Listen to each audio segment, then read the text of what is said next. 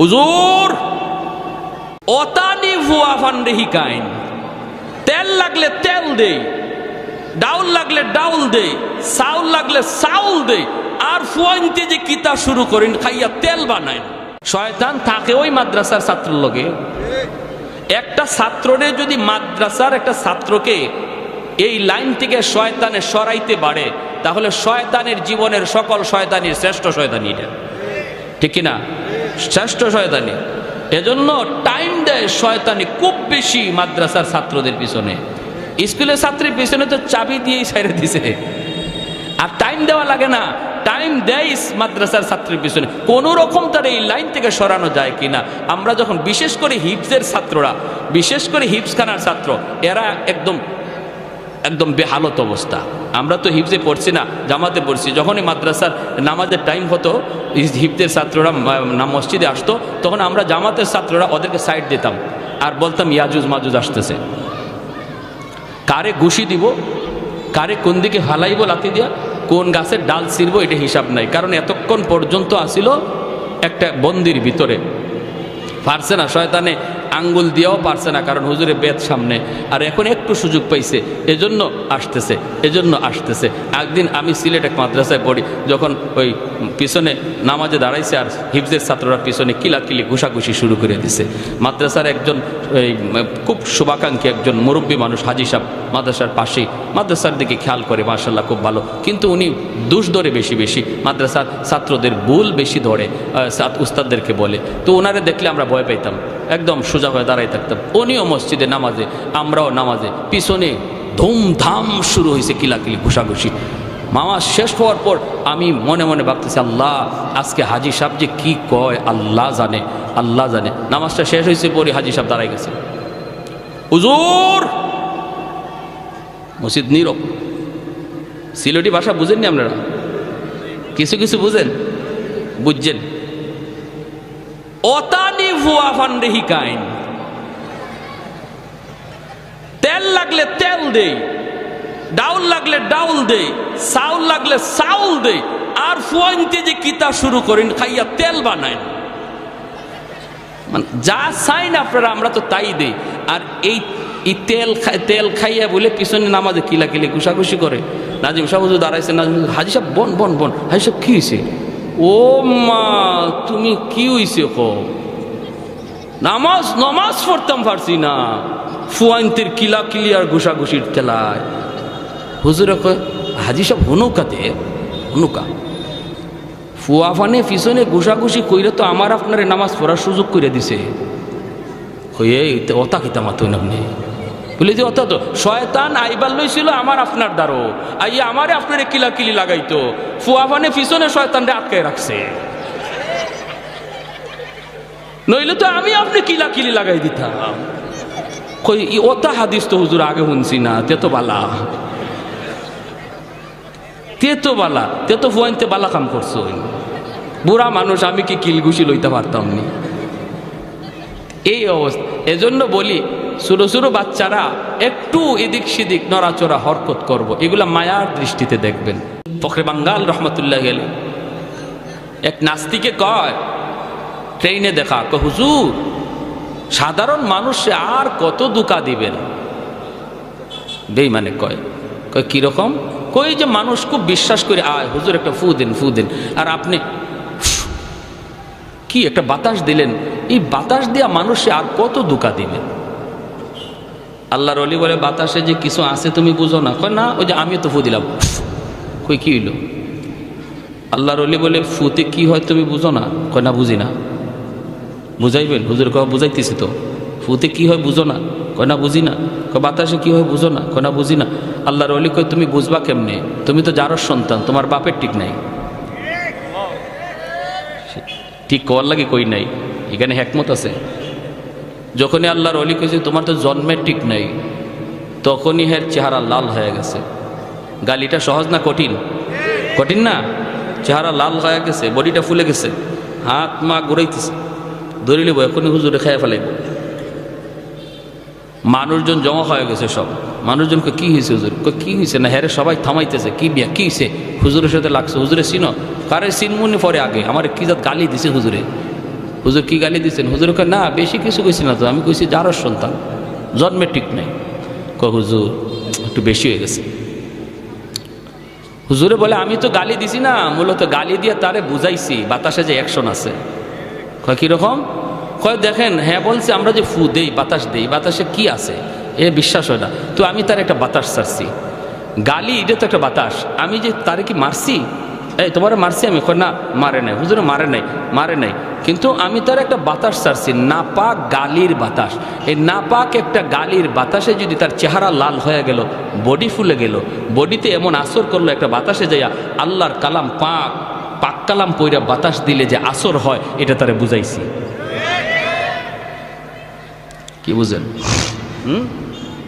যেমন কুকুর তেমন হইছে না হইছে না? 100 এজন্য বলতেছিলাম, যেই ঘরে কোরআন তিলাওয়াত হয় এই ঘরে রহমতের দরজা খোলা থাকে, রহমতের দরজা খোলা থাকে। ভাইয়েরা, যেই সমাজে মাদ্রাসার কদর, এই সমাজে রহমত নাজিল হয়, তাহলে আমাদের এলাকার জন্য যদি রহমত চাই, মাদ্রাসাকে ভালোবাসতে হবে। ঠিক কিনা? জোরে বলেন, আরো জোরে। মাদ্রাসার প্রতি বিদ্বেষ রাখা যাবে না, মাদ্রাসার প্রতি কোনো ধরনের খারাপ চিন্তা রাখা যাবে না। ছোট ছোট বাচ্চাগুলি ভুল হতেই পারে, এরা মানুষ, ফেরেশতা না, ভুল হতেই পারে। আমি যদি মাদ্রাসাকে দিল থেকে মহব্বত করি, তাহলে ভুল চোখে বললে আমি মাদ্রাসায় এসে যেভাবে সংশোধন হয় সেভাবে বলবো। রাস্তাঘাটে মাদ্রাসার বিরুদ্ধে কথা বলে বদনাম করব না। যদি করি তাহলে বোঝা গেল মাদ্রাসার সাথে আমার দুশ্মনী। আমার বদনামের কারণে যদি একজন মানুষ তার সন্তানকে মাদ্রাসা দেওয়া থেকে ফিরায় নেয়, না মাদ্রাসা দেওয়ার চিন্তা করছিলাম, দিমু না। মাদ্রাসার ছাত্ররা কি এমন করে?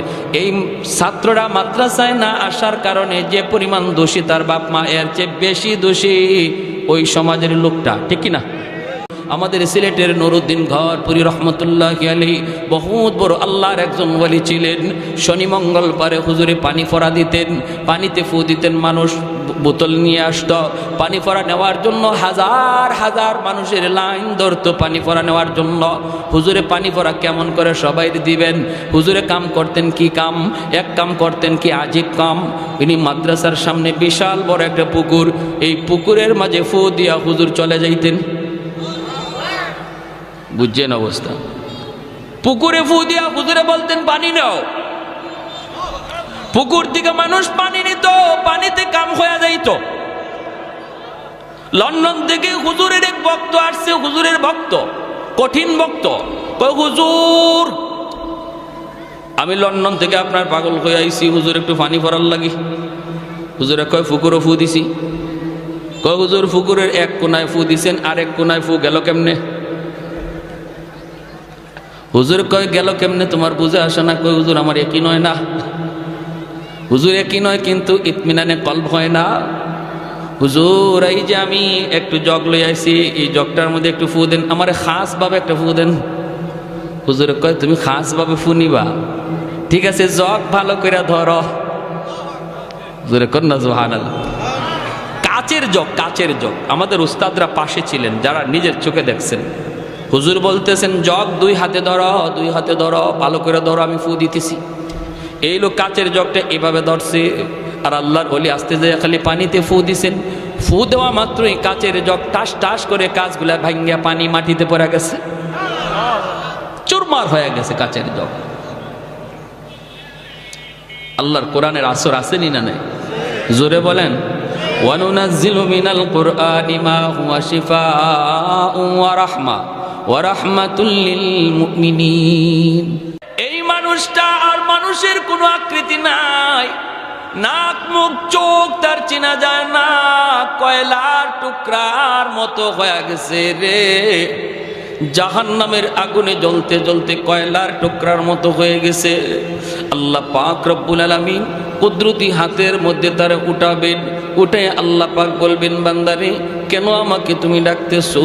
জাহান্নাম তো আমাকে ডাকার জায়গা নয়, আমাকে ডাকার জায়গা ছিল দুনিয়ার জগৎ। দুনিয়াতে একবার যদি আমাকে ডাক দিতে ৭০ বার আমি জবাব দিতাম। যেরকম সুবহানাল্লাহ। তাহলে বলুন তো আমল করার জায়গা মরার পরেই না মরার আগে? এ ভাই খেয়াল করে শোনো, আল্লাহ পাক রব্বুল আলামিন বলবে বান্দা কেন ডাকো একটু বলো। তখন বলবে মালিক, ও মালিক, দুনিয়াতে আমি আমল করতে পারি নাই, আমলের মধ্যে আমার অনেক ঘাটতি, কিন্তু মালিক উলামায়ে কেরামের জবানে শুনেছি তোমার নাম রহমান, তোমার নাম হলো রহিম। আল্লাহ রহমান নামের খাতিরে একটু রহম করবানি, রহিম নামের খাতিরে মায়া করবানি। আল্লাহ পাক রব্বুল আলামিন তখন তারে আবে হায়াতের পানি দিয়ে ধুইয়া মানুষের আকৃতি আনবেন। রব্বুল আলামিন বলবে একটু দয়া করার কথা বলছো, করব, কি চাও তুমি বলো। কয় আল্লাহ আমাকে তুমি জাহান্নামের নিচে ফেলায় রাখছো, দয়া করে যদি একটু উপরে উঠাইতা, একটু যদি তুমি জাহান্নামের উপরে দরজার কাছে রেখে দিতা গো। ও মালিক তুমি তো পারো, তোমার নাম রহমান। আল্লাহ পাক রব্বুল আলামিন তখন বলবে বান্দা ঠিক আছে, আমি তোমার উপরে রহম করলাম, কথা আমি রাখলাম, কিন্তু ওয়াদা করো, ওয়াদা করো এরপরে আর তুমি কিছু চাইবা না। কই না গো মালিক আমি আর কিছু চাইবো না। জাহান্নামের দরজার পাশে এনে আল্লাহ তারে রেখে দিবেন। কিছুক্ষণ পরে আবার আল্লাহকে ডাক শুরু করবে, ইয়া হান্নান ইয়া মান্নান কয়া আবার ডাক শুরু করলো। বান্দা কি হয়েছে, আবার কেন ডাক দিয়েছো? কইব মালিক আমাকে যেই জায়গায় তুমি রেখে দিয়েছো এই জায়গাটা জাহান্নামের দরজার পাশ। আল্লাহ তুমি আমারে যেইখানে রাখছো এটা জাহান্নামের দরজার পাশ। এই জায়গাটা যেমন দরজার পাশ ওই জায়গাটাও দরজার পাশ। আল্লাহ তুমি যদি আমাকে দয়া করে এই পাশে না রেখে ওই পাশে রেখে দিতা। তোমার নাম তো রহমান, তোমার নাম তো রহিম। বলুন তো আপনারা বুঝে থাকলে বলুন, দরজার এই পাশ ওই পাশ বেশ কম আসেনি না নাই? আরো জোরে। এই পাশ হলো জাহান্নামের ভিতর, আর সে এখন যে পাশে যাইতে চায় এটা জাহান্নামের বাহির। সেই কথা কয় না আল্লাহ আমারে জাহান্নামের বাহিরে দিয়া দেও, এই কথা কয় না। না কয়ে বুদ্ধি করে কয় আল্লাহ আমারে যেখানে রাখছো এটা তো দরজার পাশ, তো এই পাশে না রাখি আমার ওই পাশে রেখে দাও। আল্লাহ পাক রব্বুল আলামিন তখন বলবে বান্দা তুই না ওয়াদা করেছিলি আর কিছু চাইবি না? কয় মালিক আমি তোমার দয়ার কাঙ্গাল, আমি তোমার মায়ার কাঙ্গাল। আল্লাহ তুমি তো দয়া করলে কারো কাছে তোমার জবাব দেওয়া লাগবে না। রব্বুল আলামিন তখন বলবে বান্দারে ঠিক আছে তোর কথা আমি রাখলাম, দরজার ওই পাশেই রেখে দিলাম, কিন্তু ওই পাশটা তো জাহান্নামের বাহির। বুদ্ধি করে তুই কথা বলছো নে, আমি তোর কথা রাখলাম, কিন্তু ওয়াদা কর এরপরে আর কিছু চাইবা না। এরপরে আর কিছু? কয় মালিক ওয়াদা করলাম আর কিছুই চাইমু না, কিছুই চাইমু না। আল্লাহ পাকের কাছে দ্বিতীয়বার ওয়াদা করলো। আল্লাহ তারে জাহান্নামের বাহিরে এনে রেখে দিলেন। কিছু দূর যাবার, কিছুক্ষণ যাবার পরেই সে তাকায়া দেখে ওই যে দেখা যায় জান্নাতের গেট। জান্নাতের গেটটা তার নজরে পড়লো। জান্নাতুল ফিরদাউস, জান্নাতুন নাঈম, জান্নাতুল মাওয়া। জান্নাতের গেটটা দেখে আবার ডাক শুরু করে দিছে মালিক। আল্লাহ পাক তখন কইব বান্দারে কেন আবার ডাক দিলি? কয় মালিক আমারে তুমি যেই জায়গায় রাখছো এই জায়গাটা জাহান্নামের ভিতরেও না, জান্নাতের ভিতরেও না। আল্লাহ আমাকে যেখানে রাখছো এখানে রাখা যে কথা, জান্নাতের গেইটের পাশে রাখা এক কথা। ওই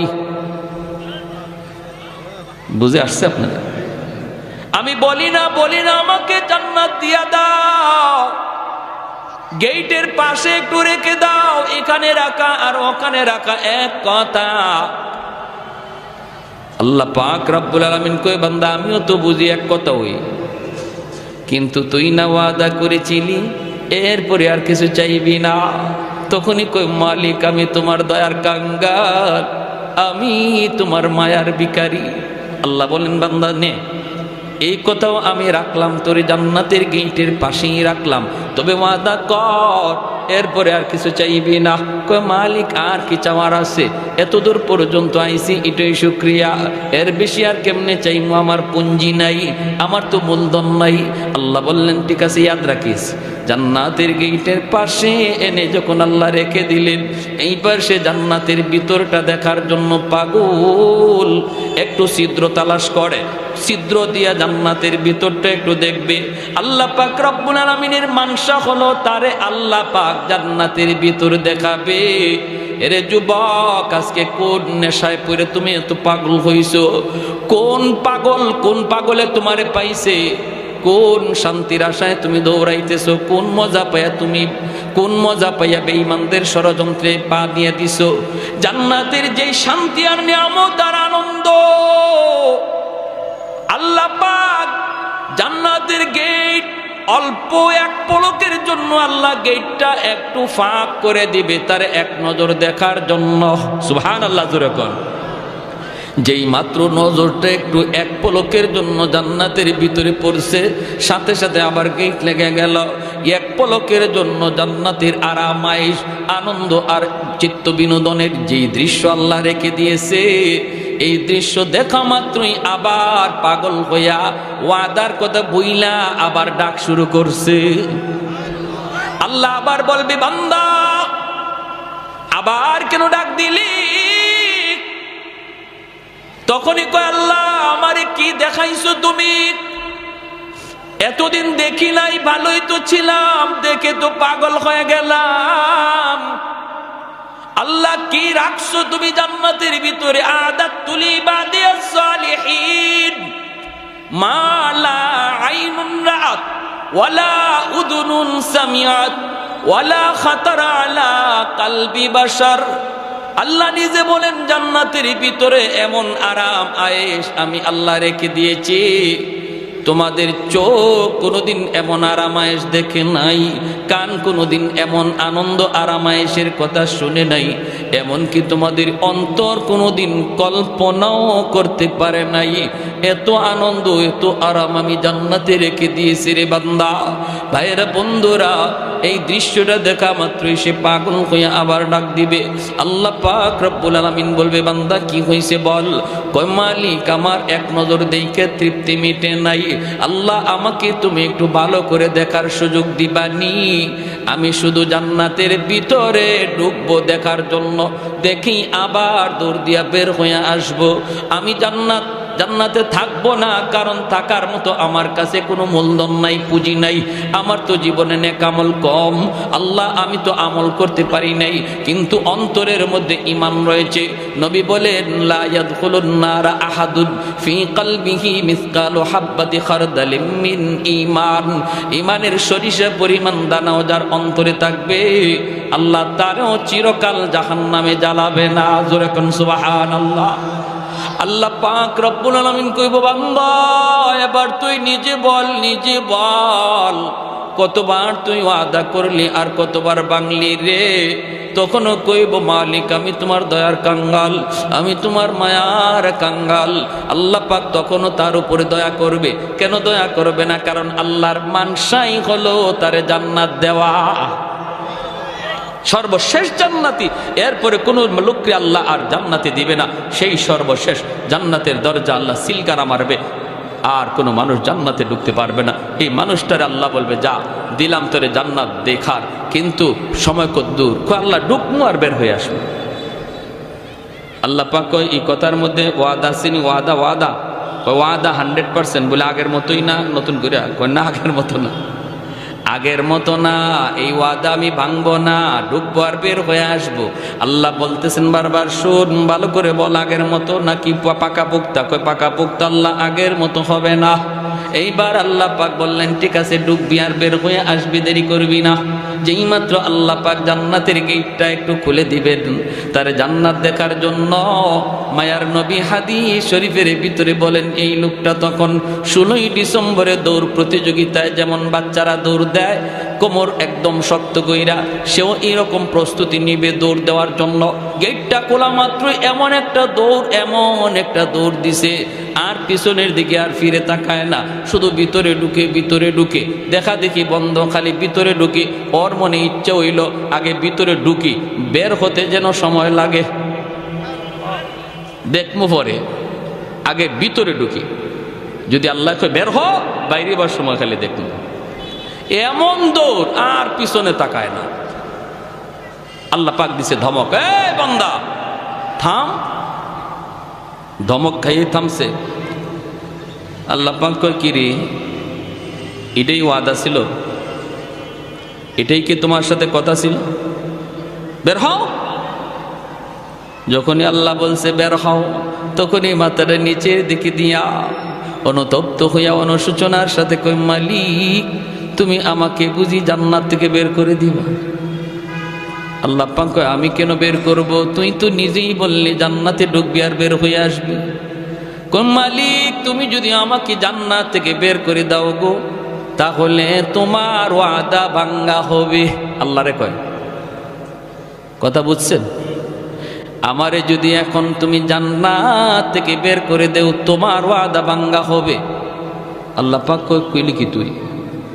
আমি তোর সাথে কখন ওয়াদা করলাম? এতক্ষণ পর্যন্ত শুধু ওয়াদা করলি তুই, আর ভাঙলেও তুই। এখন আমি তোর সাথে কখন ওয়াদা করলাম? কয়, মালিক আমার সাথে ওয়াদা করো নাই, কিন্তু মুমিনদের সাথে কোরআনে ওয়াদা করেছো।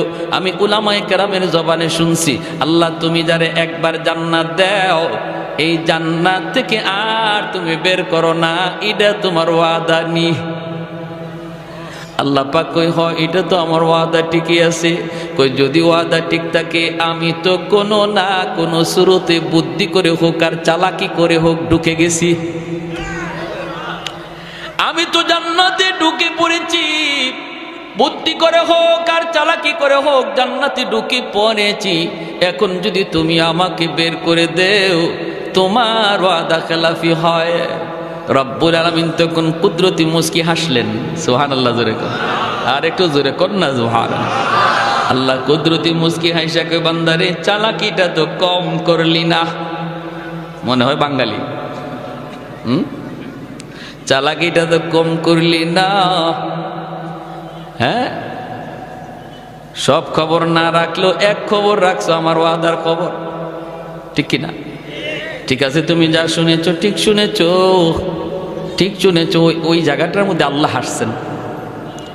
জিব্রাইল আমিন যখন নবীরে এই হাদিস শোনাইতেছেন, তো আল্লাহ নবী এখানে হেরি চালাকি শুনে আল্লাহ নবীও হাসে দিছেন, জিব্রাইল আমিন হাসে দিছেন। তা আল্লাহ নবী জিজ্ঞেস করতেছে, নবী সাহাবীদেরকে শোনাইতেছেন, সাহাবায়ে কেরাম এখানে হাসে দিচ্ছেন। সাহাবায়ে কেরাম আল্লাহ নবীরে জিজ্ঞেস করে, নবীকে হাসলেন কেন? নবীকে, আমি হাসছি কেন এটা কি বলবো? জিব্রাইল আমারে শোনায় আর হাসে। জিব্রাইল হাসছে। আমি জিব্রাইলকে জিজ্ঞেস করেছিলাম, ভাই জিব্রাইল আপনি হাসলেন কেন? জিব্রাইল কয়, নবীকে আমি হাসবো না, আল্লাহ নিজেই হাসে দিছে। হের কথা শুনে আল্লাহ নিজেই হাসে দিছে। এজন্য এই হাদিস আমাদেরকে আমাদের উস্তাদরা পড়াইছেন, আমিও আপনাদেরকে শোনাইলাম। এই জায়গাতে আইসা সবারই একটু মুচকি হাসি বের হয়। আর এই হাসিটা এমন এক সুন্নত, সাহাবায়ে কেরামের সুন্নত, নবীর সুন্নত, জিব্রাইলের সুন্নত, আল্লাহর সুন্নত। সুবহানাল্লাহ। কিয়ামত পর্যন্ত আমার নবীর এই হাসিটা জারি থাকবে। এজন্য হাদিসের পরিভাষায় এই হাদিসটাকে হাদিসে মুসালসাল বিদ্দেহেক বলা হয়। এজন্য বলছিলাম, হাসি আনন্দ ইসলামে আছে, নবীজিও কৌতুক করেছেন। এরপরে ঘটনাটা কি হয়েছে তার সাথে আমি পরে বলতেছি, শুধু একটু কথা বলে নেই। নবীজি একবার সাহাবায়ে কেরামদেরকে নিয়ে এরকমভাবে গুল হয়ে বসছেন, আর নবী বলতেছেন, সাহাবীরা শোনো, খেজুর তো মাঝখানে আছে, খেজুর খাবা ভালো কথা, কিন্তু ফাঁকে আমার কিছু কথা শুনো, দিনই আলোচনা, খেজুরও খাও, দিনের কথাও শোনো।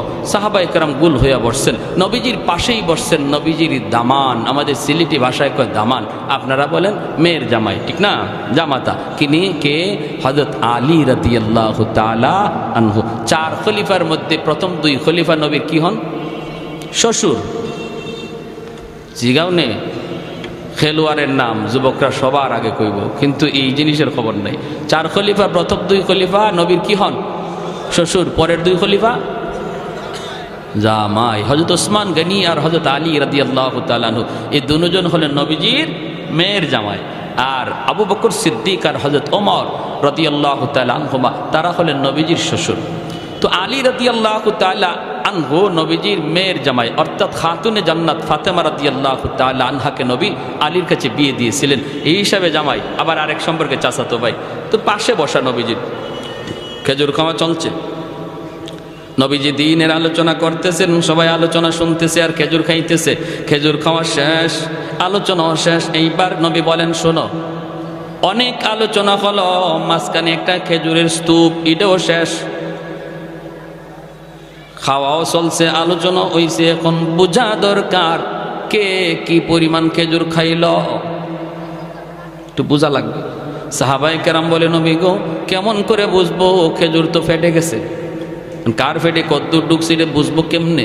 নবী কই, বোঝার সুরত আছে, যার সামনে যেই পরিমাণ বিচি বোঝা যাবে সে ওই পরিমাণ খাইছে, ঠিক না?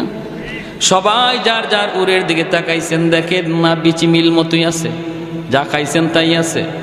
কিন্তু সবাই নজর করে যখন আলীর দিকে তাকান, দেখেন আলীর সামনে খেজুরের বিচির স্তূপ, ডাবল বিচি, গিলা দেওয়া। এখন সাহাবায়ে কেরাম চোখ বড় বড় করে ফেলছে, আরে বাপরে, আলী যে এত বড় খাদক, এটা তো আগে জানি না। হ্যাঁ, আমরা নবীজির হাদিস শুনতেছি, কথা শুনতেছি, হ্যাঁ, মনোযোগ আমাদের এদিকের, আর আলী তো দেখা যায় ফাঁকে দিয়ে খেজুর 2টা করে মারছে, বুঝছেন? এখন হযরত আলী রাদিয়াল্লাহু তাআলা উনি নিজের উড়ে তাকাইছেন, নিজের দিকে তাকায় উনি বেকুব বনে গেছে, ইন্না লিল্লাহ, আমার সামনে এত বিচি কি? আমি তো এত খেজুর খাই নাই, আমার সামনে এত বিচি। আর সবাই ওনার দিকে তাকাইতেছে, চোখ বড় বড় করে, উনি পড়ে গেছে শরমের মধ্যে, লজ্জায়। কিছু মানুষ আছে দেখবেন, আপনি যত কথাই কন, কথা কইবেন আপনি কন, কিন্তু হের খানা বন্ধ নাই, ঠিক না? আর কিছু মানুষ আছে কথা কওয়ার সময় যদি, খানা খাওয়ার সময় যদি কথা কয়, হ্যাঁ হাতে খানা প্লেটের মধ্যে হাত রেখে বয়ে দেয়, খাইতেই পারে না। আর মাশাআল্লাহ কেউ আছে মেশিন চলছে, তুমি যত গল্পই করো মেশিন চলবো, ঠিক কিনা? ওই অবস্থায় আল্লাহর নবী, রহমতের নবীও তাকাইছেন, সবাই তাকাইছে আলীর দিকে। আলী চিন্তায় পড়ে গেছেন যে আমি তো এত খেজুর খাই নাই, বিচি আসলো কোত্থেকে? হঠাৎ করে তাকাইছেন শ্বশুরের দিকে, নবীজি পাশেই বসা, দেখেন আল্লাহর নবীর সামনে খেজুরের বিচি একটাও নাই, একদম খালি, অথচ নবী খেজুর খাইছেন। আলী কেমন বুদ্ধিমান ছিলেন, আলী তো টের পেয়ে গেছেন যে আচ্ছা, আমার শ্বশুর তো এখানে আমার একটা লজ্জায় পালাইছেন, শরম দেওয়ার চাইছেন। শ্বশুরে খেজুর খাইছেন ঠিক, আর গোপনে গোপনে বিচি রাখছেন আমার সামনে। নবীজি খেজুর খাইছেন ঠিকই, কিন্তু বিচি রাখছেন জামাইয়ের উড়ো, জামাইয়ের সামনে, জামাইয়ের শরম দেওয়ার জন্য। শ্বশুর জামাই পাশাপাশি বসা যায় তো? আপনাদের এলাকায় বসে? বিভিন্ন জায়গায় শ্বশুর সামনে জামাই আসতে চায় না, শরম পায় না, এটা নিয়ম না। শ্বশুরের কাছে বসে গল্প করা যায়, শ্বশুরের কাছে বসা যায়, হারাম জায়গায় বসা যায় না। শালির সামনে বসবেন না, এটা হারাম। হ্যাঁ, এটা হারাম, এটা হারাম। যতই আপনার চাচতলি চাচি শাশুড়ি হোক, তার সাথে পর্দা করা ফরজ, সামনে যাওয়া হারাম। শ্বশুরের কাছে বসেন। আল্লাহর নবীর দিকে যখন হযরত আলী তাকাইছেন, দেখেন কোনো বিচি নেই। এই শুনেন এবার আলীর কথাটা। নবী বলতেছেন, যার সামনে যেই পরিমাণ বিচি আছে বোঝা যাবে সে ওই পরিমাণ খাদক, আর এত পরিমাণ খাওরা, এমন খাইতো চিনে। হযরত আলী বলেন, ইয়া রাসূলুল্লাহ, আমার একটা কথা আছে। কি কথা? বলে, যার সামনে যেই পরিমাণ বিচি আছে বোঝা গেল এই পরিমাণ খাইছে, এটা ভালো কথা, কিন্তু যিনি খেজুরের সাথে বিচি সহ খাইছে, ইনি কত বড় খাওরা। বুঝছেন কেমন হয়েছে? আমরা তো বিচি রাখছি, কিন্তু আমাদের মাঝে এমনও কেউ আছে যিনি বিচি সহ খাইলিছে। আল্লাহ নবী মুস্কি হাইসা বলেন, আলী, ঠিকই তুমি, আনা মদিনাতুল ইলমি ওয়া আলিয়ুন বাবুহা, আমি এলেমের শহর, আর আমার আলী হলো শহরের দরওয়াজা। যেরকম সুবহানাল্লাহ, আল্লাহু আকবার। এজন্য বলতেছিলাম, বিনোদনের অনুমোদন ইসলামে আছে, তবে সেটা গান বাজায়া নয়, নারী পুরুষের ডলাডলি করে নয়। আজকে 16ই ডিসেম্বর বাংলাদেশের একটা স্বাধীনতা দিবস, হ্যাঁ আনন্দ করেন, মজাক করেন, হ্যাঁ করেন, একটু আনন্দ হবেই তো, স্বাধীনতা। তাই বইলে কি এটা ওই মহিলাদেরকে নিয়ে রাস্তায় ঘুরতে হবে আর রাস্তায় ডেস্ক স্টেপ বাজাইয়া গান বাজাইয়া আনন্দ করতে হবে, এর তো কোনো অনুমতি শরীয়তে নাই, ঠিক কি না? আমার আনন্দ, বিনোদন, হাসি সব কিছু একটা লিমিটের ভিতরে থাকবে, ইসলামের গণ্ডির ভিতরে। গণ্ডির ভিতরে থেকে আপনি বিনোদন করেন, আনন্দ করেন, শরীয়তে এলাও। কিন্তু গণ্ডির বাহিরেই যাবেন, এটার কোনো এলাও না, ঠিক কি না? যখনই এই লোকটা কইছে আল্লাহ তুমি ওয়াদা ভঙ্গ করবা, আল্লাহ বলছে ঠিক আছে, আমার ওয়াদার খবর তুমি জানছো, কথা ঠিক, আমার ওয়াদা, যাও আমি তোমার জান্নাত দিয়েই দিলাম। জোরে কোন সুবহান। ভাইয়ের আমার, তাহলে এই জায়েজ না জায়েজ, হালাল হারামের কথাগুলি, শরীয়তের বিধিবিধানগুলি আজকে আমাদের যুব সমাজ জানে না। তাদেরকে জানানো প্রয়োজন, কাছে টানা প্রয়োজন, দিল থেকে মহব্বত করে কাছে আনা প্রয়োজন। বাবা যুবক, বুঝাইলে অনেক যুবকই বুঝে, আলহামদুলিল্লাহ, কোন ঠিক কিনা? অনেক যুবকের পরিবর্তন এসেছে, অনেক যুবকের পরিবর্তন। ফোন দেয় আমাদেরকে, হুজুর আমার জীবন চেঞ্জ হয়ে গেছে, হুজুর আমি আমার পথ বদলাই ফেলছি, আলহামদুলিল্লাহ হুজুর আপনার ওই বয়ানে, আপনার ওই বয়ানে হুজুর আমি অনেক পরিবর্তন। কত যুবক মসজিদে আসে, হুজুর আমার দাড়ি ছিল না, দাড়ি রাখছি, হুজুর আমার মাথায় টুপি ছিল না, টুপি রাখছি। দিল থেকে কথাগুলি বললে আলহামদুলিল্লাহ সমাজের যুব সমাজ এখনও তারা প্রস্তুত কথা নেওয়ার জন্য।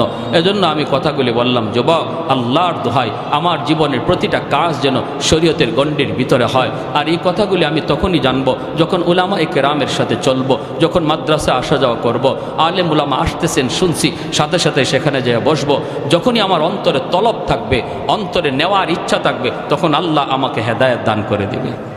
আমার আল্লাহর ভাষায় ওয়ানুনাজ্জিলু মিনাল কুরআনি মা হুয়া শিফাউন ওয়া রাহমা ওয়া রাহমাতুল লিল মুমিনিন। আল্লাহ পাকের ভাষায় এই মাদ্রাসা হলো আপনাদের সমাজের জন্য রহমত। যেরকম সুবহানাল্লাহ। কোরআন হলো রহমত, কোরআন হলো রহমত। আমাদের দুনিয়ার চুম্বক লোহা টানে, আর কোরআন হলো এমন এক চুম্বক, যেই চুম্বক আল্লাহ পাকের রহমত টানে। ঘরের মধ্যে যদি কোরআন তিলাওয়াত হয়, ঘরের মধ্যে রহমত নাজিল হয়। যেই সমাজে মাদ্রাসা থাকে, এই সমাজে রহমত নাজিল হয়। যেই সমাজে উলামায়ে কেরামের কদর থাকে, এই সমাজে রহমত নাজিল হয়। আলেম উলামার কদর, মাদ্রাসার কদর যারা করে, এই সমাজে আল্লাহ রহমত নাজিল করে। এক যুগের মানুষগুলির ঘরে ঘরে রহমত ছিল, কারণ ঘরে ঘরে তখন কোরআনের তেলাওয়াত হতো। হুজুররা পানি ফোড়া দিলে পরে ডাইরেক্ট অ্যাকশন ছিল। এখনের যুগে পানি ফোড়ায় কাম হয় না, তাবিজ ফোড়ায় কাম হয় না। হুজুরের কোনো দোষ না, দোষটা হলো ঘরের। যেই ঘরে কোরআন তেলাওয়াত হয়, এই ঘরে রহমতের দরজা খোলা থাকে। যেই ঘরে কোরআন তেলাওয়াত হয় না, গান বাজনা চলে, টেলিভিশন চলে, নাটক সিনেমা চলে, খেলাধুলা চলে, এই ঘরে গজবের দরজা খোলা থাকে, রহমতের দরজা বন্ধ। মুসলমানের ঘরে প্রতিদিন টেলিভিশন অন করা হয়, টেলিভিশন চালু করা হয়, কিন্তু প্রতিদিন কোরআন চালু করা হয় না, ঠিক কিনা জোরে বলেন? আল্লাহর কোরআনের গিলাফটা পর্যন্ত মুসলমানের ঘরে পাওয়া যায় না। টেলিভিশনের কাবার পাওয়া যায়। হুজুর পানি ফোড়া দেয় আপনার ঘরে ঢুকার জন্য, কোরআনের আয়াত পড়া হুজুরে ফু দিল, এই ফু আপনার ঘরে ঢুকতে যায়, যায় দেখে ঘরে রহমতের দরজা বন্ধ, ঠিক কিনা? ঠিক কিনা? যায় দেখে আপনার ঘরে রহমতের দরজা বন্ধ, ফু ঢুকতে পারে না, কারণ কোরআন রহমতের দরজা ছাড়া ঢুকে না, গজবের দরজা দিয়ে কোরআন ঢুকে না। ওই যুগে ডাইরেক্ট অ্যাকশন ছিল, কারণ মুসলমানের ঘরে রহমতের দরজা খোলা ছিল। বর্তমান যুগে রহমতের দরজা আমরা বন্ধ রাখছি, গজবের দরজা খোলা রাখছি। হুজুর কোরআন পড়ে ফু দেয়, কিন্তু ফুতে অ্যাকশন হয় না। ভাইরা, আল্লাহর কালামের মধ্যে কি পরিমাণ অ্যাকশন! আমাদের সিলেটের নুরুদ্দিন ঘরপুরি রহমতুল্লাহি আলাইহি বহুত বড় আল্লাহর একজন ওলি ছিলেন। শনি মঙ্গলবারে হুজুরে পানি ফোড়া দিতেন, পানিতে ফু দিতেন, মানুষ বোতল নিয়ে আসতো পানি ফোড়া নেওয়ার জন্য। হাজার হাজার মানুষের লাইন ধরতো পানি ফোড়া নেওয়ার জন্য। হুজুরে পানি ফোড়া কেমন করে সবাই দিবেন? হুজুরে কাম করতেন কি কাম? এক কাম করতেন কি আজীব কাম। ইনি মাদ্রাসার সামনে বিশাল বড় একটা পুকুর, এই পুকুরের মাঝে ফু দিয়া হুজুর চলে যাইতেন। বুঝছেন অবস্থা? পুকুরে ফু দিয়া হুজুরে বলতেন পানি নাও। পুকুর থেকে মানুষ পানি নিত, পানিতে কাম হয়ে যাইত। লন্ডন থেকে হুজুরের এক ভক্ত আসছে, হুজুরের ভক্ত, কঠিন ভক্ত। কয় হুজুর, আমি লন্ডন থেকে আপনার পাগল হয়ে আইছি, হুজুর একটু পানি ফরার লাগি। হুজুরে কয় পুকুরও ফু দিছি। কয় হুজুর পুকুরের এক কোনায় ফু দিছেন, আর এক কোনায় ফু গেল কেমনে? হুজুর কয় গেল কেমনে তোমার বুঝে আসে না? কয় হুজুর আমার একই নয় না। হুজুর একই নয় কিন্তু ইতমিনানে কলব হয় না। হুজুর এই যে আমি একটু জগ লই আইছি, এই জগটার মধ্যে একটু ফু দেন, আমার খাস ভাবে একটা ফু দেন। হুজুর কয় তুমি খাস ভাবে ফু নিবা, ঠিক আছে জগ ভালো করে ধরো। হুজুরে কর না সুবহানাল্লাহ। কাচের জগ, কাচের জগ। আমাদের উস্তাদরা পাশে ছিলেন যারা নিজের চোখে দেখছেন। হুজুর বলতেছেন জগ দুই হাতে ধরো, দুই হাতে ধরো, ভালো করে ধরো, আমি ফু দিতেছি। এই লোক কাচের জগটা এভাবে ধরছে, আর আল্লাহর ওলি আস্তে যায় খালি পানিতে ফু দিছেন। ফু দেওয়া মাত্রই কাচের জগ টাস টাস করে কাচগুলা ভাঙ্গিয়া পানি মাটিতে পড়ে গেছে, চুরমার হয়ে গেছে কাচের জগ। আল্লাহর কোরআনের আসর আসেনি না নাই? জোরে বলেন। ওয়ানুনাজ্জিলু মিনাল কুরআনি মা হুয়া শিফাউন ওয়া রাহমা ওয়া রাহমাতুল লিল মুমিনিন। ফখরে বাঙ্গাল রহমাতুল্লাহি আলাইহি এক নাস্তিকে কয়, ট্রেনে দেখা, কয় হুজুর সাধারণ মানুষে আর কত দুকা দিবেন? বেঈমানে কয়, কয় কিরকম? কই যে মানুষ খুব বিশ্বাস করে আয় হুজুর একটা ফু দিন, ফু দিন, আর আপনি কি একটা বাতাস দিলেন, এই বাতাস দিয়া মানুষে আর কত দুকা দিবেন? আল্লাহর ওলি বলে বাতাসে যে কিছু আছে তুমি বুঝো না? কয় না, ওই যে আমিও তো ফু দিলাম। কই কি হইল? আল্লাহর ওলি বলে ফুতে কি হয় তুমি বুঝো না? কয় না বুঝি না। বুঝাইবেন? হুজুর কয় বুঝাইতেছি তো। ফুতে কি হয় বুঝো না? কয় না বুঝি না। কয় বাতাসে কি হয় বুঝো না? কয় না বুঝি না। আল্লাহর ওলি কয় তুমি বুঝবা কেমনে? তুমি তো যারর সন্তান, তোমার বাপের ঠিক নাই।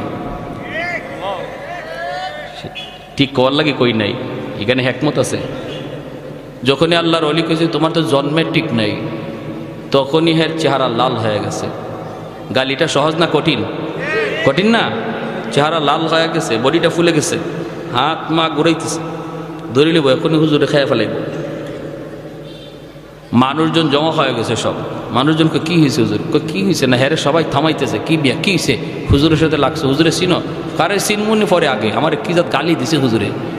হুজুর কি গালি দিচ্ছেন? হুজুর কয় না বেশি কিছু কইছি না তো, আমি কইছি যারর সন্তান, জন্মের ঠিক নাই। কয় হুজুর একটু বেশি হয়ে গেছে। হুজুরে বলে আমি তো গালি দিছি না, মূলত গালি দিয়ে তারে বুঝাইছি বাতাসে যে অ্যাকশন আছে। কয় কিরকম? কয় দেখেন হ্যাঁ বলছে আমরা যে ফু দেই, বাতাস দেই, বাতাসে কি আছে এ বিশ্বাস হয় না, তো আমি তার একটা বাতাস ছাড়ছি। গালি এটা তো একটা বাতাস, আমি যে তারে কি মারছি? এই তোমার মারছি আমি? কয় না মারে নাই। হুজুরে মারে নাই, মারে নাই, কিন্তু আমি তার একটা বাতাস ছাড়ছি, নাপাক গালির বাতাস।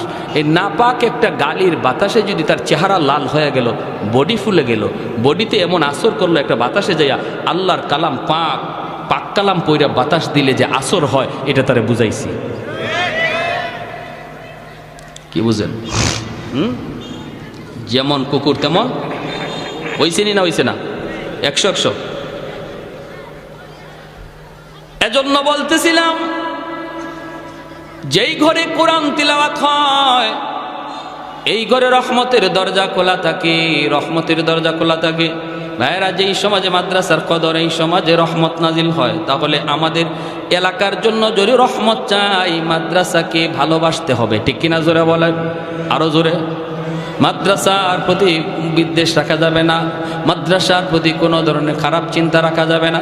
ছোট ছোট বাচ্চাগুলি ভুল হতেই পারে, এরা মানুষ, ফেরেশতা না, ভুল হতেই পারে। আমি যদি মাদ্রাসাকে দিল থেকে মহব্বত করি, তাহলে ভুল চোখে বললে আমি মাদ্রাসায় এসে যেভাবে সংশোধন হয় সেভাবে বলবো।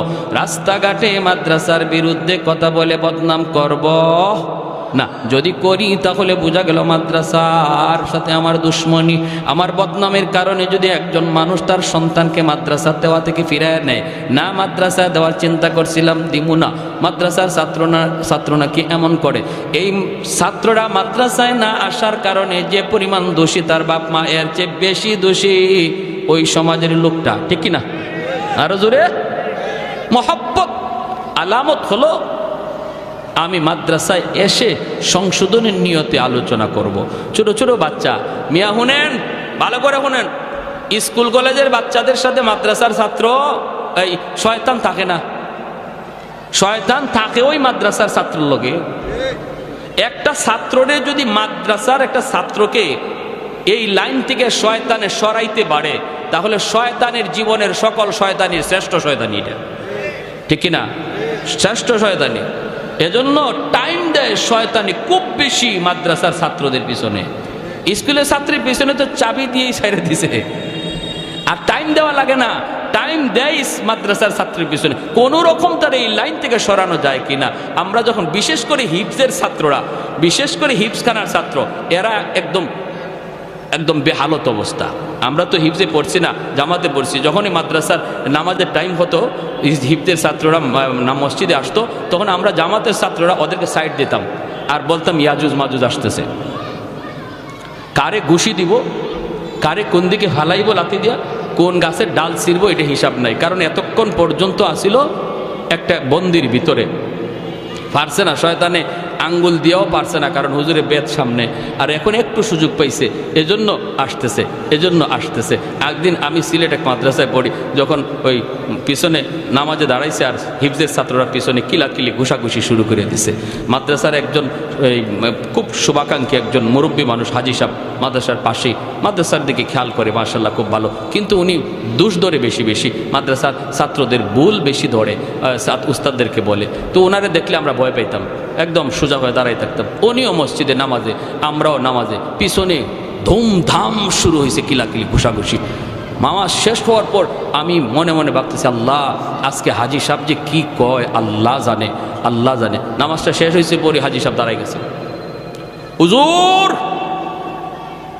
মসজিদ নীরব। সিলেটি ভাষা বুঝেননি আপনারা?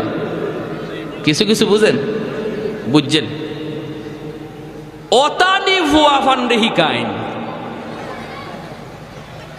তেল লাগলে তেল দেই, ডাউল লাগলে ডাউল দেই, চাউল লাগলে চাউল দেই, আর ফুয়াইনতে যে কিতা শুরু করেন খাইয়া তেল বানায়, মানে যা চাই না আপনারা, আমরা তো তাই দেই। আর এই তেল খাইয়া বলে পিছনে নামাজে কিলাকিলি ঘুষাঘুষি করে। নাজিম সাহেব হুজুর দাঁড়াইছে, নাজিম হাজি সাহেব বন বন বন, হাজি সাহেব কি হয়েছে? ও মা তুমি কি হয়েছে? নামাজ নামাজ পড়তাম পারছি না, ফুয়াইনতের কিলাকিলি আর ঘুষাঘুষির খেলায়। হুজুরে কয়, হাজি সাহেব হনুকাতে, হনুকা ফুয়া ফানে পিছনে ঘুষাঘুষি কইরে তো আমার আপনারে নামাজ পড়ার সুযোগ করে দিছে। ওতা কিতা মাতুন আপনি বলে যে অত তো শয়তান আইবার লইছিল আমার আপনার দ্বারো, আইয়া আমারে আপনারে কিলাকিলি লাগাইতো, ফুয়া ফানে পিছনে শয়তানরে আটকায় রাখছে, নইলে তো আমি আপনি কিলাকিলি লাগাই দিতাম। কই ওতা হাদিস তো হুজুর আগে শুনছি না, তে তো বালা, তে তো বালা, তে তো ফুয়াইনতে বালা কাম করছো। বুড়া মানুষ, আমি কি কিল ঘুষি লইতে পারতাম নি? এই অবস্থা। এজন্য বলি ছোটো ছোটো বাচ্চারা একটু এদিক সেদিক নড়াচড়া হরকত করব, এগুলা মায়ার দৃষ্টিতে দেখবেন, মায়ার দৃষ্টিতে। কারণ এরা জেনতেন কোনো মানুষ না, আল্লাহর পছন্দকৃত, আল্লাহর বাছাইকৃত, আল্লাহ বাছাই করে আনছেন। এই সিনার মধ্যে আল্লাহর কালাম আমানত থাকবে। মায়া করে ডাক দেবেন, বাবা এদিকে আসো, মেসাবজি এদিকে আসো, মুন্সি সাহেব এদিকে আসো, নাম ধরেও না। আল্লাহ সবাইকে বুঝার এবং আমল করার তৌফিক দান করুন। যা কিছু শুনলাম, হ্যাঁ বিচ্ছিন্ন কিছু কথা বললাম, আল্লাহ সবাইকে আমল করার তৌফিক দান করুন। ওয়া আখির দাওয়ানা আনিল